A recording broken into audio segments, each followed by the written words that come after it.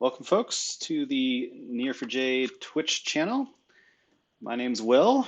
On my streams, I'll typically be going into depth about using GraphQL and GRANDstack with Neo4j, which is exactly what we're going to do today. So after the last session, I tweeted out a poll to kind of ask what folks would be interested in seeing. I thought it would be fun to build a GRANDstack app from scratch. And based on the results of the poll, so the options were movie recommendations, a Zillow clone. If you're not familiar with Zillow, it's like a real estate search application, so searching for houses or apartments for sale or rent, a social network, or something else. So the results are pretty close. Social network was the winner here. I thought about this a bit more, and I think what we can do is build something that uses all three of these elements. So we're going to build a real estate search app with some social features and also some recommendations. So instead of movie recommendations, we're going to show things like house recommendations, that kind of thing. Cool. So if you're not familiar with Zillow or real estate search apps in general, let's take a look and start there. So let's say I'm moving and I'm searching for a house, I don't know, maybe in San Mateo, California. So Zillow allows me to search by city, and then I get a map view with search results pinned on a map. I can click on a result to view details about the listing, right? So I can scroll through pictures. I can read some more information about the listing. I can see, how many bedrooms does it have, this kind of thing. I also see an estimate of how much the house is worth. So not just the asking price, but also based on market conditions, based on the tax assessment of this, what do we actually think this, not only this house, but also San Mateo in general and this specific neighborhood, what's like the average home price, and that changes through time. Then I also see information about, has this house previously been listed for sale? If we have that information available, what was the purchase price? Things like the property tax assessment and so on. So there's a lot of detailed information that we have about this property and this listing. We can also, in our map view here, let's remove the boundary. So not just searching by city, but I can sort of scroll around on the map, and as I scroll on the map, I'm seeing new listings come up. So our app will need to handle these sort of search results, moving around on a map, so we'll need some sort of geo components in our application. We'll also need to be able to filter by things like, okay, I want at least, I don't know, 4 bedrooms, at least 2 bathrooms, whatever my requirements are, so some sort of filtering. And on the map view, what's interesting is I can view not only these houses that are listed for sale as annotations on the map, but if I zoom in here, I quickly see that I have information about not just properties that are for sale, but I also have information about basically every parcel that's out there for this view of the map. And it's showing me, if it's not for sale, it's not showing me an asking price, it's showing me like the Zestimate, the estimate of how much this house is worth, right? And I see sort of whatever information I have about property taxes and things like that in the case that the house is not for sale. And I can also see the outlines of the lot. So I have not just a single point of information for the house, but I actually have the geometry boundaries for the polygon that makes up the lot. So things we all need to keep in mind as we're thinking about how we're going to build our real estate search application. Another thing we can do on the map that's interesting is, let's say, for example, we want to uh, live within walking distance to the Neo4j office. I want to be able to walk to work every day. So the Neo4j office is somewhere around here, downtown San Mateo. Let's say I can now draw the area that I want to search. So I want to be on this side of the highway, and I don't want to go too high up here because I know there's a bunch of foothills here, and uh, maybe walking back home from work every day, I don't want to go uphill real far. But I know over here it's kind of flat. So the area that I'm interested in is kind of like this. Like I can go a little bit up the hills maybe, but then I want to stay within sort of the boundaries of the highway here. So I can draw an area, hit apply, and now my search results are limited to just within that polygon, right? So, okay, something to consider. And now I can see search results just for this area. Cool. So we can also view from within the listing the lot lines specific for that listing as well, and it shows us the other lot lines for my neighbors as well. So those are sort of the features for a typical user that is sort of going in and searching for houses. You can also imagine that there's functionality for agents who need to be able to go in here and create listings. There's also an interesting feature. So let's go back to our search here. Let's go back out to the main page. Do a search for San Mateo. So somewhere there's a way to get information about the housing market as well. Let's see. Research, is that it?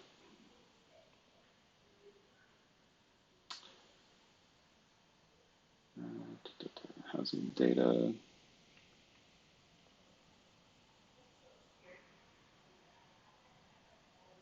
I don't want to download the data. So there's information and sort of dashboards that we can get that show us information about the real estate conditions of, say, like a specific city. Let's see, maybe in the visuals here. Yeah, so these sorts of things. So we can do things like view the average change in home price for a city, compare cities to other cities based on housing affordability and this thing. So not just sort of at a transactional searching for house individually level, but more sort of at a aggregate, more analytics type data. So that's the basic functionality that we want to implement in our application. And we're going to do this using GRANDstack, so using GraphQL, React, Apollo, and Neo4j database. So let's take a look at the architecture of our application. So it's going to look something like this.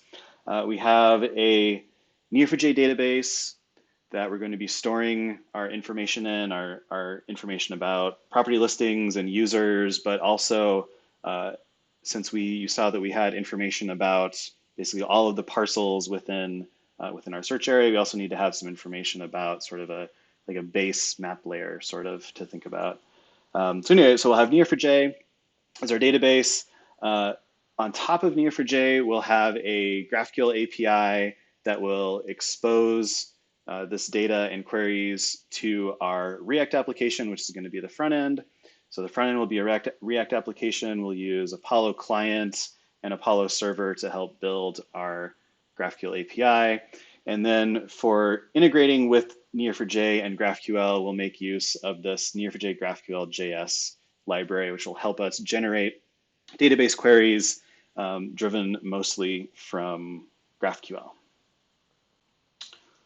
Cool. So, so what I want to do today is kind of show how to get started with just building out a essentially the skeleton of a GRANDstack application, connect it to a Neo4j instance that's running somewhere in the cloud, and then deploy that to Netlify.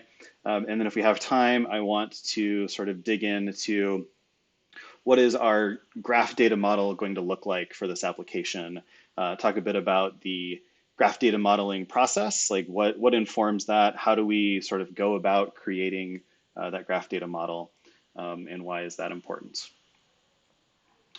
Cool, so there's a GRANDstack starter project that makes it pretty easy to build out sort of a template GRANDstack application. There's kind of a video walkthrough. There's this create GRANDstack app command line tool, which basically allows us to pull down and configure an initial application that has all of the pieces that we need. Let's jump to the GitHub README for that project. Actually, let me be sure to put some links in the chat here.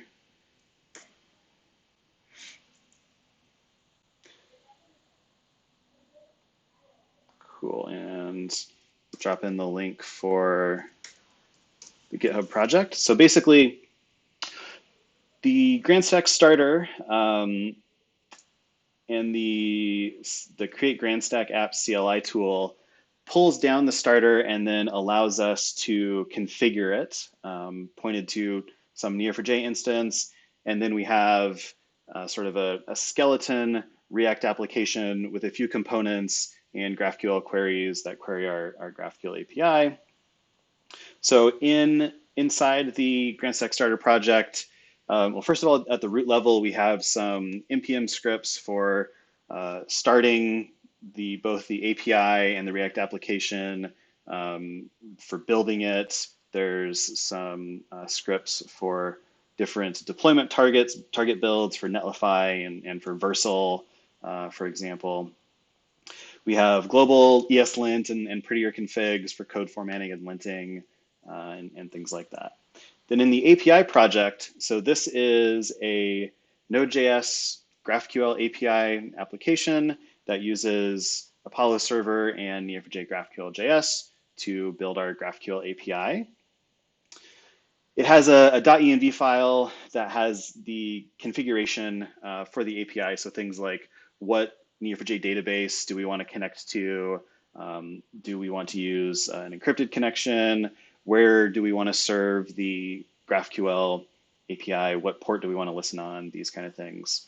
And these are all set as environment variables that get read from this file or get set during our build process. Then in Web React, we have a React application. This starts from create React app starter. It pulls in a few things. So the material UI component library for styling, things like React router, so we can do routing.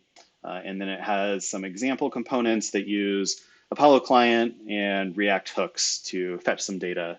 But basically, this is sort of a simple business reviews application that gives us a dashboard view and then some basic search functionality. There's also an Angular implementation of the UI. We won't be using that today, but that is available there as well. And then we have some options for different deployments. Okay, so that's kind of what's available. Now, the first thing I'm going to do is click this provision Neo4j button. So the first thing I need is a Neo4j instance. Let's start there with our database. So we'll go ahead and launch that. That's going to take us to Neo4j Sandbox and prompt us to provision a blank Neo4j Sandbox. So Neo4j Sandbox is this free service that lets us spin up Neo4j instances that Neo4j hosts somewhere in the cloud, but are still private to us. I wasn't prompted to log in, but if you haven't logged in, you'll be prompted to do an authorization flow, and then when the database spins up, it'll be private to you. So this is a really nice thing to have for development and experimenting, playing around. So we chose the blank sandbox. There's also a bunch of other sort of pre-built data sets that we can spin up that have a more guided experience with embedded queries and things like that for various use cases. But today we want to start with a blank database. I can open up Neo4j browser and run some Cipher queries here just to verify that this database is indeed empty. So if we click the database slide out, I see I don't have any node or relationship types here. I can do a, let's just do a match in return count in. So this should tell us how many nodes we have in the database. 0, database is empty. Cool. So then the next thing is we want to run this npx create command. So I'll go ahead and do that. We're just in, yes, it's a good directory to do it. So npx create GRANDstack app, and then I need to choose the name, something to call it. Let's call this, how about Willow GRANDstack? So it's not Zillow, it's Willow. Okay, so this is going to pull down the latest release of the Create GRANDstack app command line tool, which will then pull down the latest release of the GRANDstack starter project that we were looking at. So we don't need to install this Create GRANDstack app tool. Instead, if we use npx, it'll always fetch us the latest release, which is nice. Cool, so this is going to pull down the latest version of the GRANDstack starter. It's then going to install some dependencies, and then it will prompt us for some configuration. Let me make this a little bigger so that's easier to see.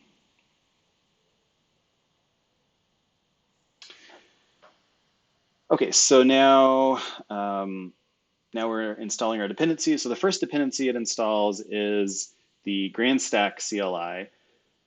We won't be using this today, but we'll use this later on in the series as we get to some more advanced functionality that we need to add. But the GRANDstack CLI is useful for things like inferring type definitions from an existing database and things like that. Then we're installing dependencies for our API project and for the React project as well.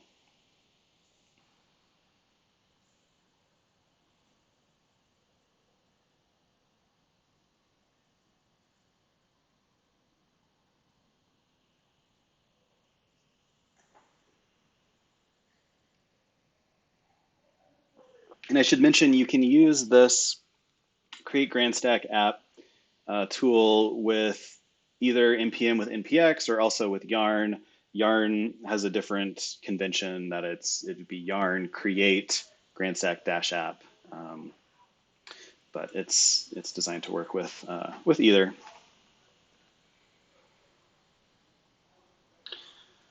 Okay, so once we're done installing our dependencies here, the next step is going to be to configure our GRANDstack starter project to connect to the Neo4j instance that we created in Neo4j Sandbox. So it's telling me that it's going to ask for some configuration options, and then it's going to write the results to this Willow GRANDstack /API .env file. So if we need to change these later on, that'll be available there.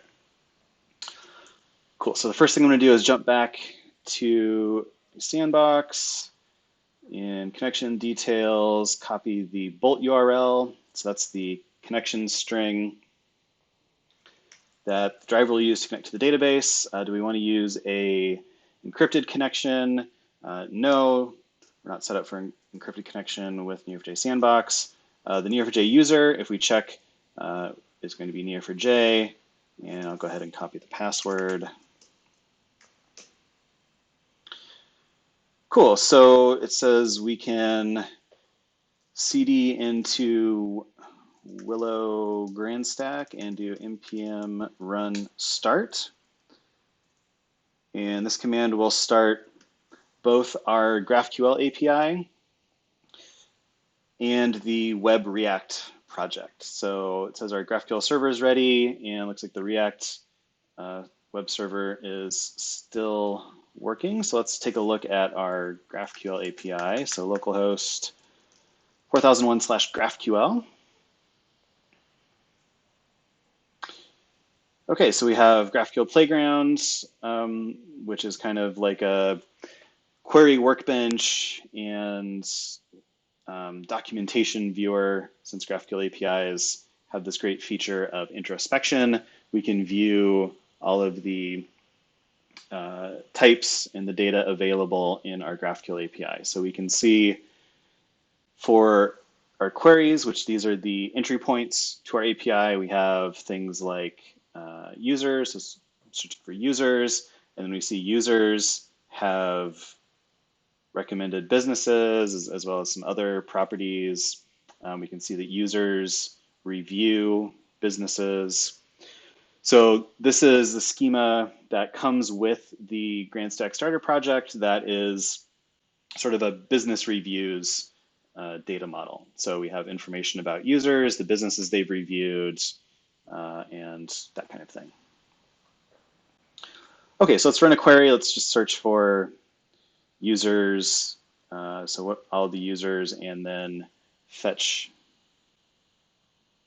name property from any users that we find.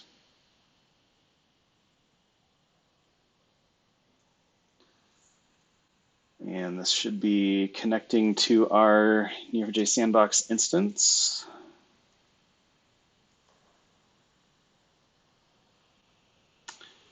And we got an error. Failure to connect to server. Okay, that's fine. So we'll have to figure out our error message there. Oh, I put in the wrong connection string. So I put in localhost instead of pasting in our connection string for Sandbox. So I don't have a local database running, so that's why we got the error. That's okay, we'll fix that in a minute. And what I can see here now being logged by the API are some generated Cipher queries. So here's the first one that ran, which is this match user, return user name.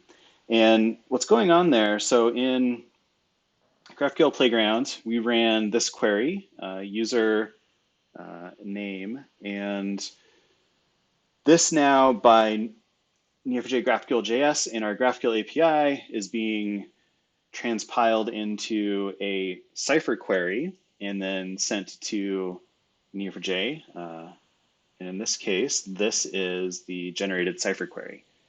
So we don't have to write any resolvers in our GraphQL API. Typically, that's what you would do in a GraphQL implementation is you would define your type definitions and then define some resolver functions that specify how to actually go fetch the data either from a database or from some other API, some other system. But because we're using Neo4j GraphQL.js, we have that sort of Cipher generation logic, which is really nice. And then we can see some more Cipher queries being logged as our React application spun up, which just gives us some errors because I put in the wrong Neo4j connection string. So let's fix that. So I'm going to stop our API server and web server. Let's open this up in a text editor. So I like to use VS Code, but we can really do this with any editor. Let's see what happened there.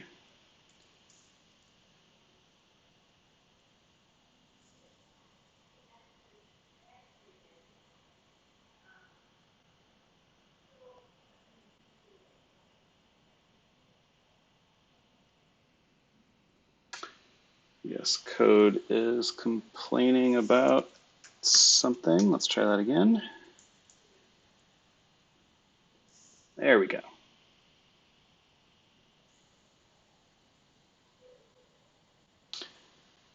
Okay, so here we see, here's sort of our local version of the GRANDstack starter project. Very similar layout to what we saw in the GitHub README. Although, so we'll notice that we have the API project and the web React project. What we want to do right away, though, is within API, we have the .env file. And so this is what was configured by the CLI. It also did some other things, like, for example, removed the web Angular since we didn't specify we wanted that version. By default, we just get React. So let's fix this. If I go back to Sandbox and copy the Bolt URL and replace that in here. Let's just get a terminal up here. And now do npm start. Try this again. So here's our GraphQL API.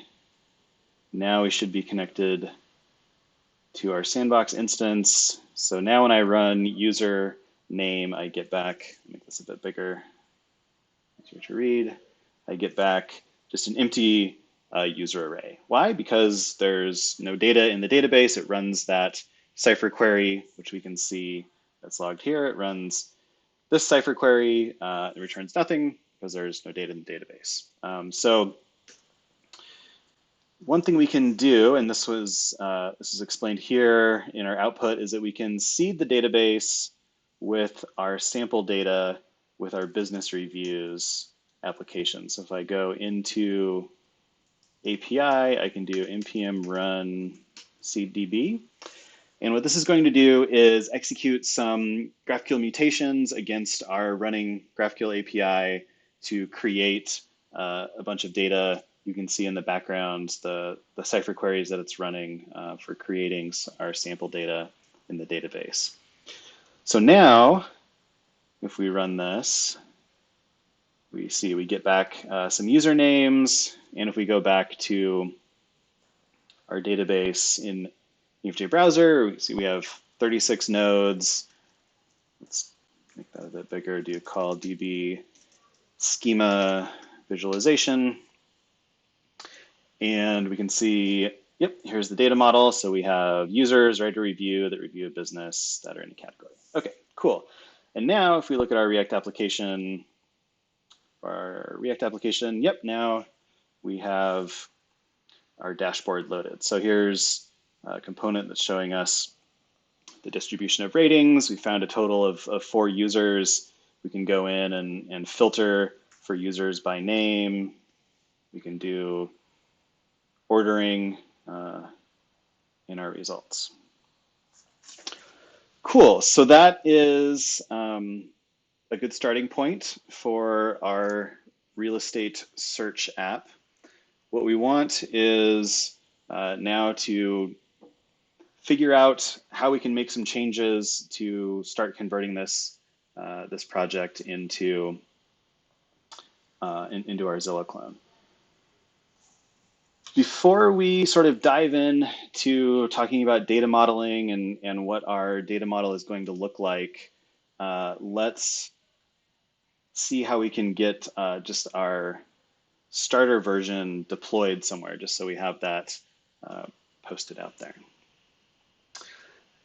Cool. Uday says, curious to know how I can achieve authorization mutation for Neo4j. Yeah, totally. That's a common question that comes up, and that's definitely something we're going to need to tackle as we build out this application, right? So one feature in a real estate search app that we didn't really talk about is, I have the ability to sign in, and then once I've signed in, I can maybe save search results so that the next time I can view my private list of search results, right? So we'll definitely need to figure out how to do authorization, how to protect some data so that it's private just to us, that sort of thing. So yeah, totally a good point to bring up. We won't get to that today. This is going to be sort of a longer series as we build out this application, but definitely stay tuned. We'll cover that in detail.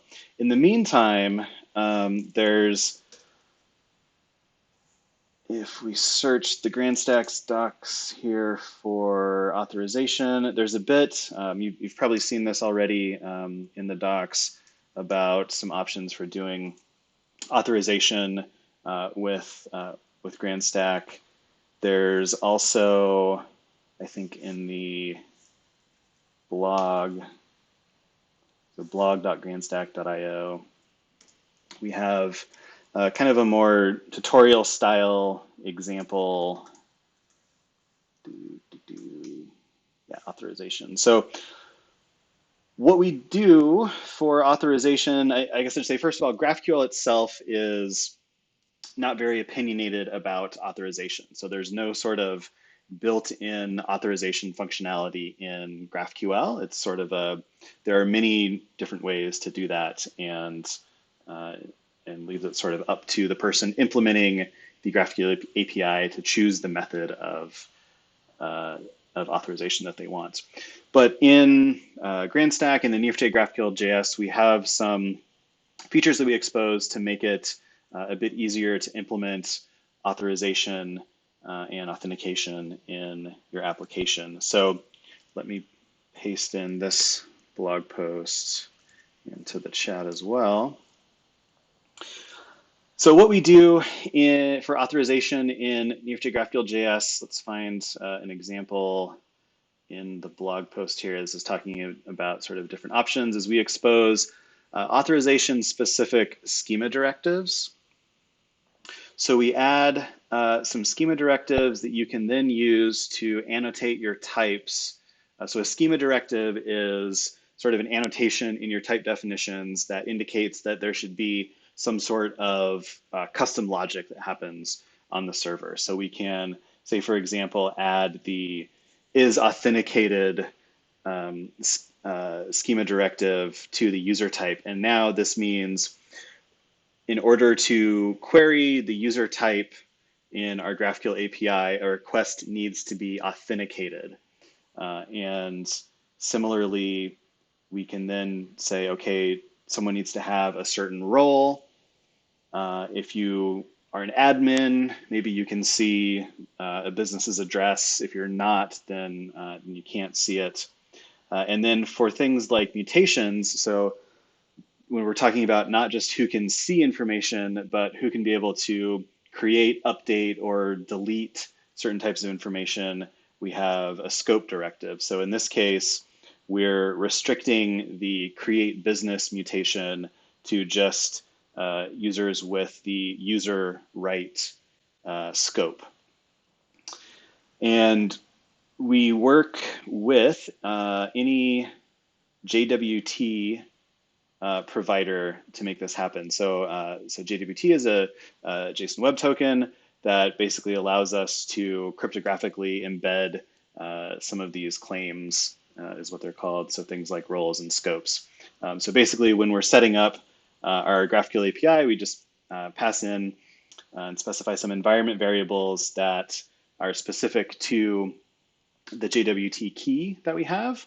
And so then the GraphQL server, when it gets a request, can check in the header to see if there's a JWT token, try to decode it using that secret that's specified, and we know what claims are in there that have been verified by our service.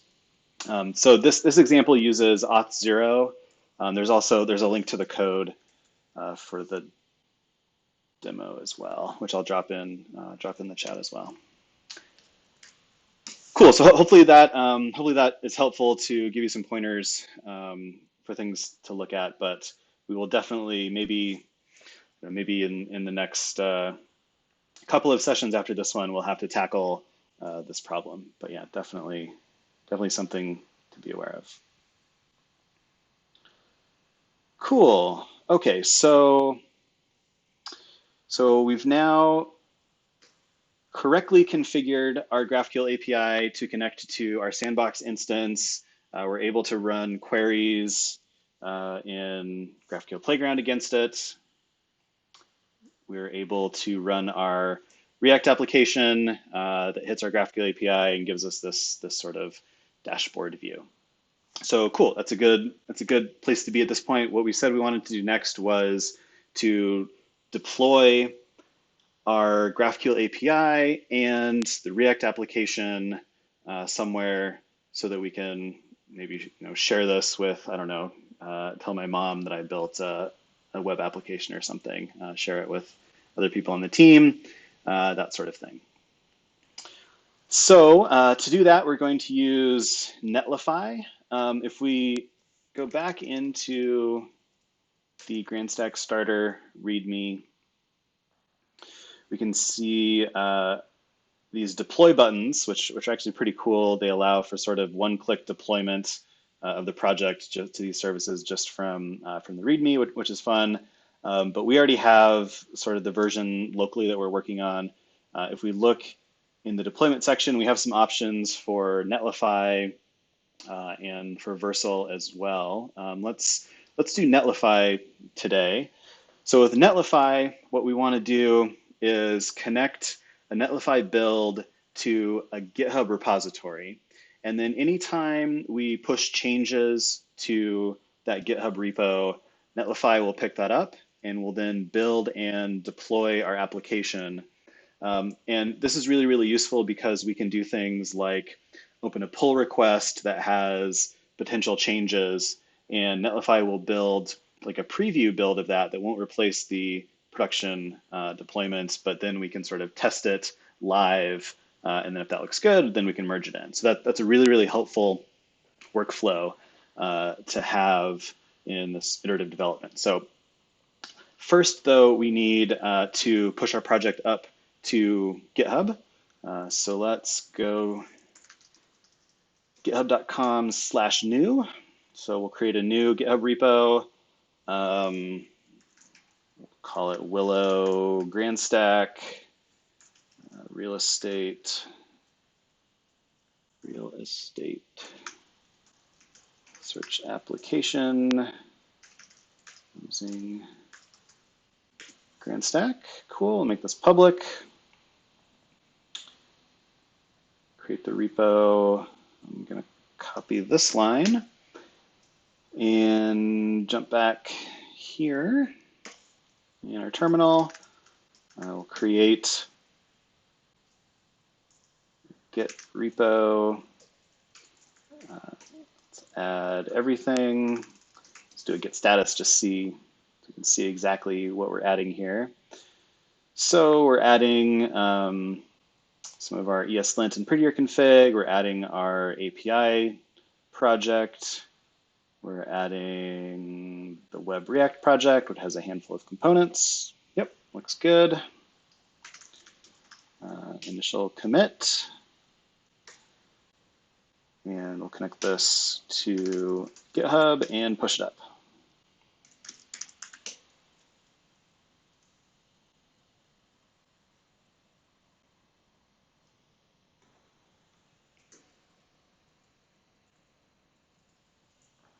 If we go back to GitHub, now we see that we have deployed our project. So one thing to point out is that we did not check in our .env file that had our database credentials. That's something we want to make sure we don't do. Pushing database credentials to public GitHub repo is not good. So that's, if we look in the gitignore file here, let's make that terminal a bit smaller. Somewhere in here, yeah, we're saying don't include any .env files. So that means what we need to do is when we connect this to Netlify, we need to tell Netlify the environment variables to use with the connection credentials to our Neo4j database. Okay, so we've got our GitHub repo up. The next thing we want to do is go to Netlify. And another reason I like Netlify is it has a great free tier, so we can do these deployments without having to put in a credit card and start paying, which is really nice for just development and testing. Of course, once we want more features or if we have more traffic, then we may have to pay for that. But for the free tier, it's pretty good. So we'll sign in, we'll do new site from Git, connect to GitHub, and search for a repo named Willow. What do we call this? Willow GRANDstack.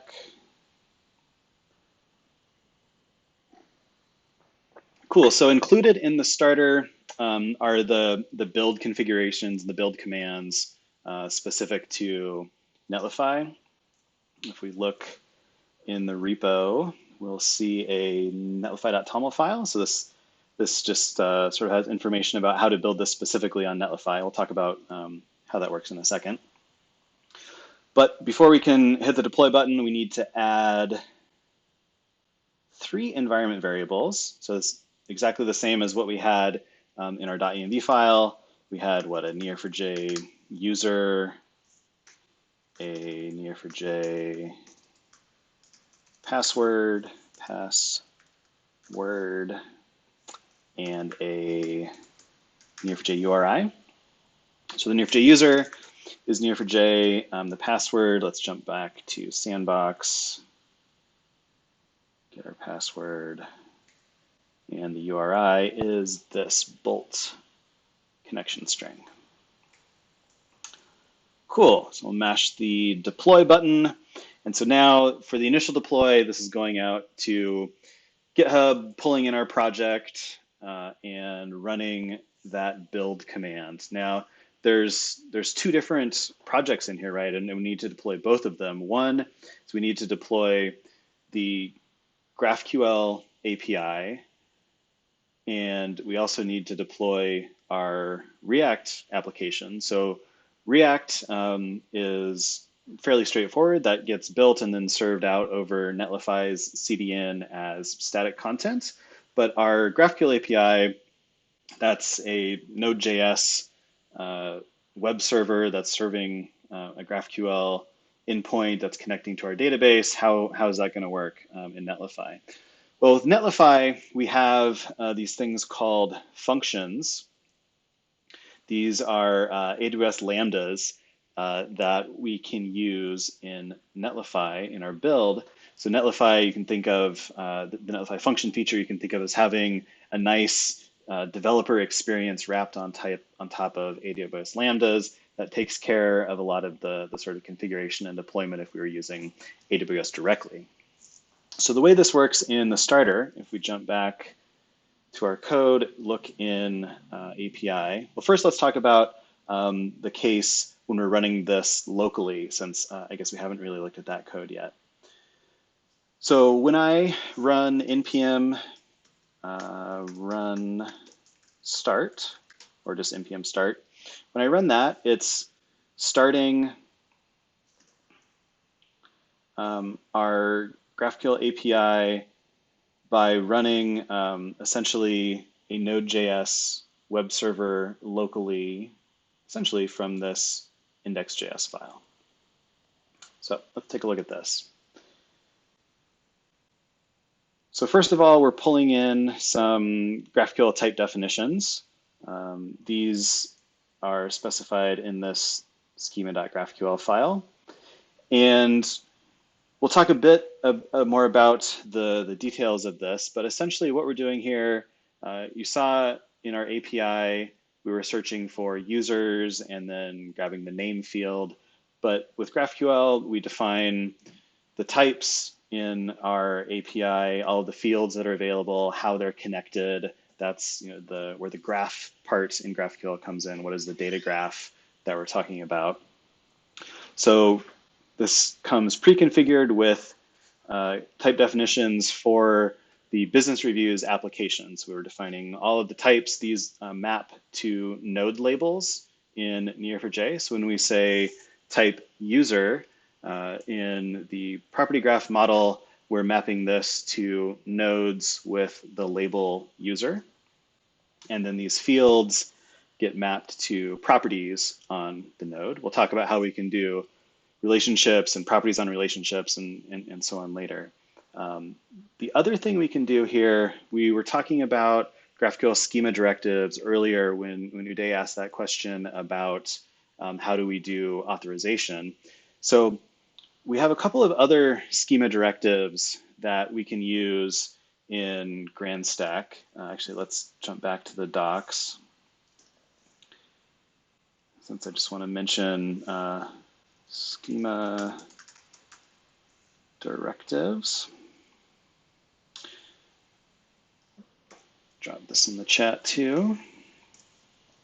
So this table shows all of the schema directives that are made available in Neo4j GraphQL.js and GRANDstack. We talked about these ones, the authorization schema directives. We also use the @relation schema directive and this @Cipher directive. These two are used pretty commonly as we're building out our schema. So these are annotations that are going to go in our type definitions. In this case, the @relation schema directive is going to help us to map the type definitions of GraphQL to the property graph model in Neo4j. The @Cipher schema directive is going to allow us to define some custom logic, essentially mapping a Cipher query to a field in our GraphQL schema. And then Neo4j ignore we use to exclude fields that we are resolving either manually ourselves with a custom resolver or that we have some other process that we're fetching that data, but basically just saying we want to exclude these from the generated Cipher queries. And then the additional labels directive, this is one that we use maybe in the case of, say, multi-tenancy, where we want to add an additional label that specifies the tenant that we want to have this data specific to. So anyway, that's an overview of the schema directives that are available. And here's an example of the @Cipher directive. So in this case, we have a field average stars on user. This is a float, a decimal, and it is defined by this Cipher statement. So in this case, we want to find this user, all of the reviews that they wrote, and then every review has a stars field, which we can see here, stars on our review. Yep, it's a float. So we'll calculate the average of that and return that. And then that value now, when we're resolving this user object in our GraphQL query, will be the result of running that Cipher query. Cool, so that is an example of a Cipher directive. We also can use the relation directive, which adds some additional information about relationships. So in the property graph model that we use in Neo4j, every relationship has both a type and a direction. So here we say that the connection from a review to a business is in Neo4j stored as a relationship with of type reviews that is going out. So it's going from the review to the business, so an outgoing relationship. So that's how we define that sort of logic. And then we also now have some custom top level mutation and queries in this case. So we can use the Cipher directive to define custom logic for fields on types. We can also use it for top level root queries on either the mutation or the query type. So here, for example, where we're doing user count, so we may just want to query for how many users do we have in the system. And in that case, that is the query that is executed by this component, so total users. So this component is running a GraphQL query that just says, give me user count.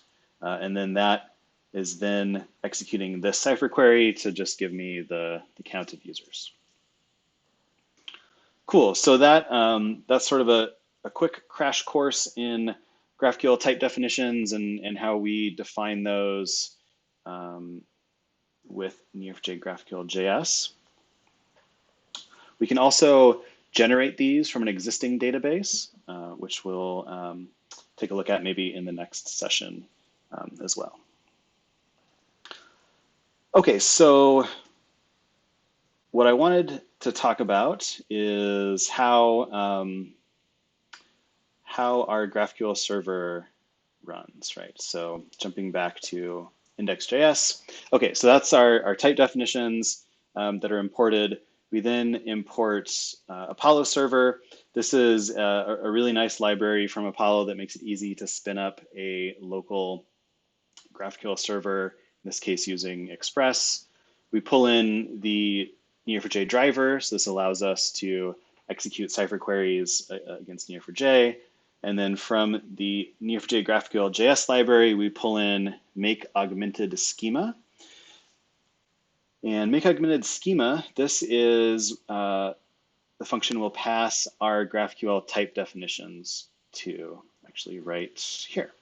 So we're passing in our type definitions, and notice in our type definitions that we didn't specify all of the entry points. We didn't specify all of the query or mutation fields for like creating a user, for searching for a user, and so on.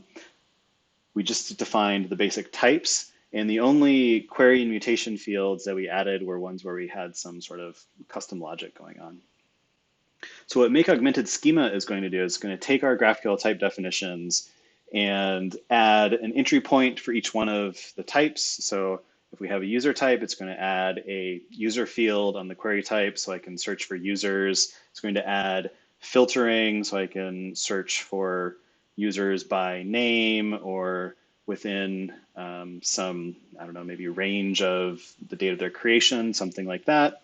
And it's also going to generate our resolvers. So I said earlier, typically we have to implement resolvers in GraphQL that specify, these are functions that specify how to fetch data from either the database or the other API that we're wrapping.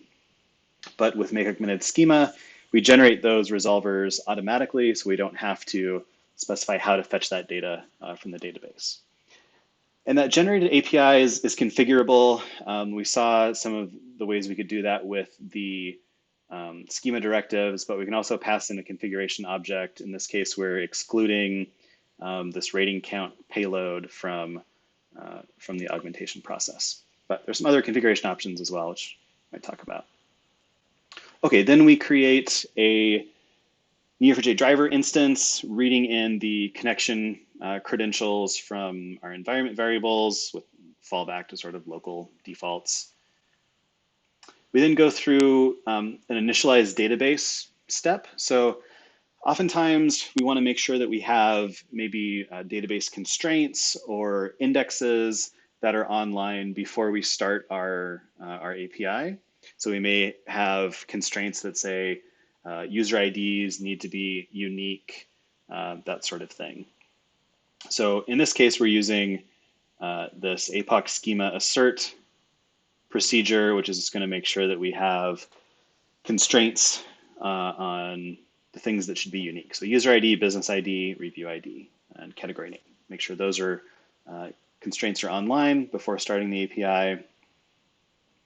And then we pass in our schema that we generated into Apollo server, and we make sure that the driver is injected into each request context. So this means that our generated resolvers will always have access to this driver instance to connect to Neo4j, and we start up our server. So that's how it works when we run this locally, when we do npm start. When we were talking about how to deploy this to Netlify as a Netlify function on AWS Lambda, it works a little bit differently. In that case, what we actually end up deploying in functions, GraphQL, GraphQL.js, what we end up deploying is a Lambda function version of that GraphQL server that we were looking at. It looks very similar, except we pull in Apollo server Lambda, but we still pull in Neo4j driver, make augmented schema, and we export a handler for that AWS Lambda. And this is configured in our Netlify build settings that we have, so we don't really need to think about that. Cool, so if we go back now to Netlify,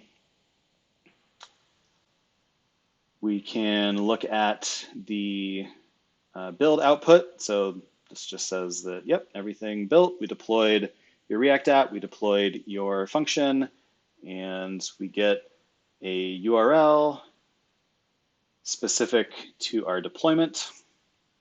So here's our React app. It's hitting an AWS Lambda GraphQL API that was deployed as a Netlify function that is querying our Neo4j Sandbox instance to fetch some data and give us some information about our business reviews. Cool, so we now have our starter project pushed up to GitHub. We have it deployed to Netlify. Now we're ready to sort of start making some changes to our application to start converting this to a real estate search application instead of one business reviews. And I want to talk maybe a little bit about the data modeling process that we go through with property graph data.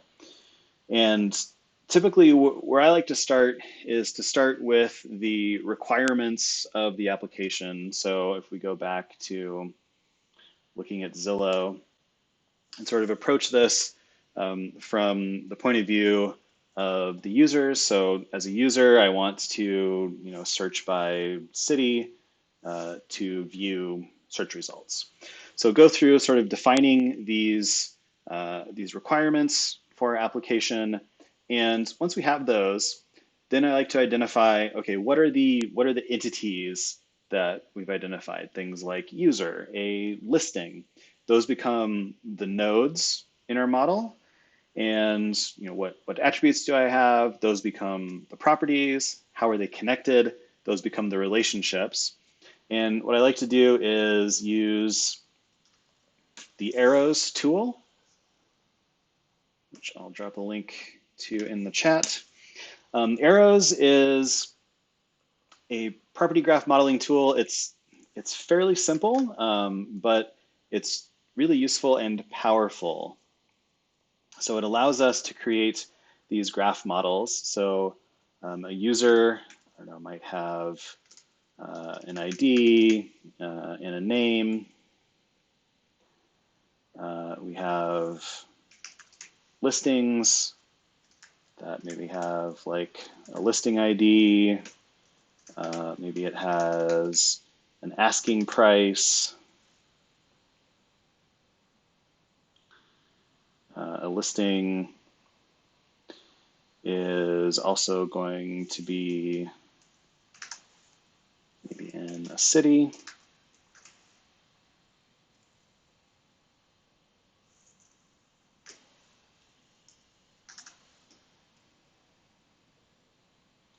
Right, and so maybe this user has saved this search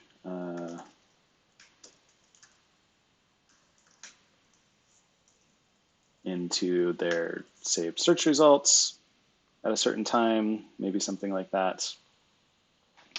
So I like to go through this process of identifying, okay, what are the business requirements of the application? What are the entities, the relationships, the properties, and start to draw out this graph model. And then from there, I like to say, okay, well, can I traverse this graph? Can I write a Cipher query that defines a graph traversal that's going to answer my question? And if I can do that, then I sort of check that requirement off and move on to the next one. And if I can't, then I go back to the graph model and I say, okay, well, how do I need to adjust this data model to be able to search for listings filtered by bedrooms or something like that, right? So in that case, well, I don't have that. I don't have bedrooms as listed here as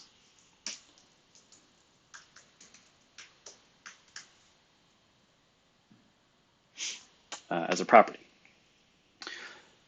Cool. So we're almost running out of time here, so we won't go into too much more detail going through our requirements and the data model. Maybe we'll save that for next time to flesh out. So maybe a bit of a thought exercise or sort of homework if you want to sort of go through this process of thinking out what are the requirements of the application, what are the entities, how are they connected, can you create a graph data model in a diagram that sort of addresses all of those requirements, and can you sort of traverse through that graph to answer your questions.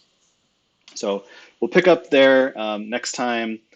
I'll talk about maybe just one more use case one more requirement of our application while I'm thinking of it to give you an example of the kind of things that we'll need to think about. So we said our first requirement was sort of, I want to be able to search for listings in a city, so I can write that Cipher query. It's going to look something like this: match listing in city.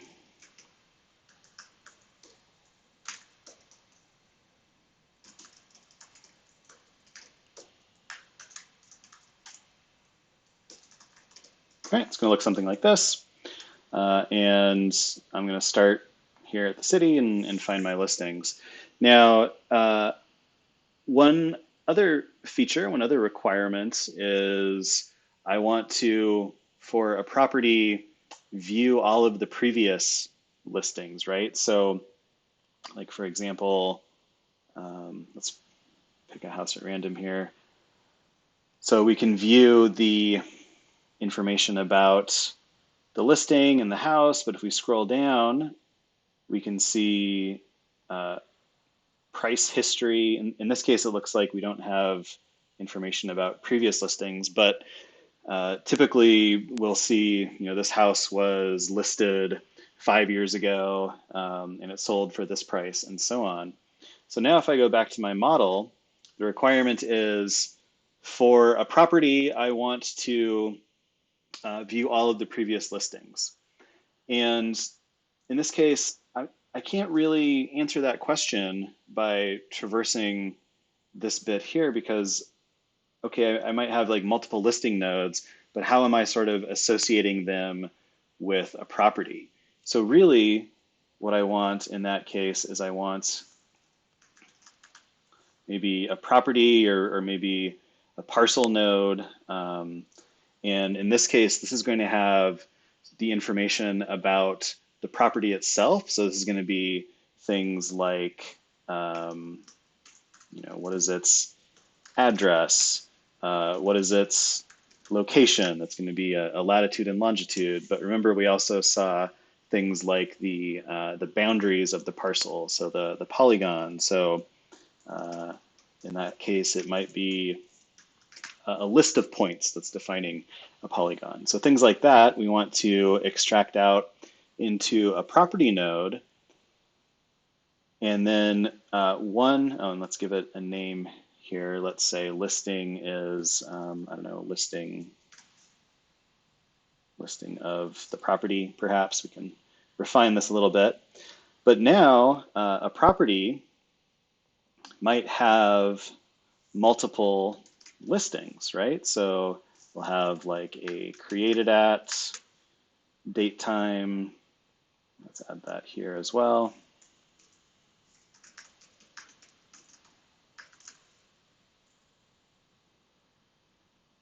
And make our name and directions consistent. So now when I say, okay, I want to, for a given property, I want to view all of the listing history. Well, now my traversal is going to be a bit different. I'm going to go to this node and say, okay, I know that this property is in San Mateo because I can traverse from the city to, actually let's now move city to be connected to the property, since it's the property node that's going to have the information about the parcel and sort of what city it's in, right? So now when I'm searching for listings, now this is a bit different because I have to think of, okay, let's find the city, find the property. Do any of those properties have an active listing? So maybe I have something like an active flag. So I start at San Mateo, find all the properties that are connected to an active listing, and then I want to make sure that I show these in order. So in this table here of listing results, I'm going to have to order these by created date. Okay, so that's kind of an example of that iterative process, right? So graph data modeling is, in my opinion, really an iterative process where it's driven not just by the data, but also by the requirements of your application. What kind of questions are you going to be asking of your data? So this is the sort of iterative process we go through. Once we have all of the requirements of our application, once we have sort of envisioned traversals for how we can answer those questions, then we sort of know that we've arrived at the final data model and we can start implementing our application. And of course, it's not always that perfect, right? Sometimes we may need to tweak our data model as we start to implement our application. But anyway, we're a bit over on the hour, so we'll stop here. This is a regular session that we'll be doing every Thursdays at 2 p.m. Pacific, building out our real estate search application until we have something reasonable. So hopefully the first of many. So hopefully this was useful. And yeah, we will be recording these, and be sure to subscribe to the Neo4j Twitch channel, which I'll drop a link to as well, if you don't already. And I think we'll also be posting these to YouTube. Cool, so that's all that I have for today. I'll also be sure to post the code up and so we can follow along as well. So we'll pick up next time, next Thursday at 2 p.m. Pacific. We'll pick up with looking at the requirements of our application and creating our graph data model and making sure that our data model can address the requirements. Then we'll tweak our GraphQL API to be more specific to that data model instead of our business reviews application. And then we need to start looking at some data. So one of the things that I find really interesting about Zillow and these types of applications is that they have information not just about the listings, but also about basically every other property, including sort of things like tax information and the parcel bounds and so on. So what I want to do is see if we can find some actual data sources of, in the US, this is typically available as like county level data about the parcels. So what I want to do after we've defined our data model is then find some of this, this geographic data and start importing it into Neo4j to talk about how we can work with geospatial data, both in Neo4j and in GraphQL, and not just point geometries, but also how do we work with these polygon geometries in Neo4j and in GraphQL. Cool, so that is where we will pick up next time. So thanks for joining, and we'll see you next Thursday. Cheers.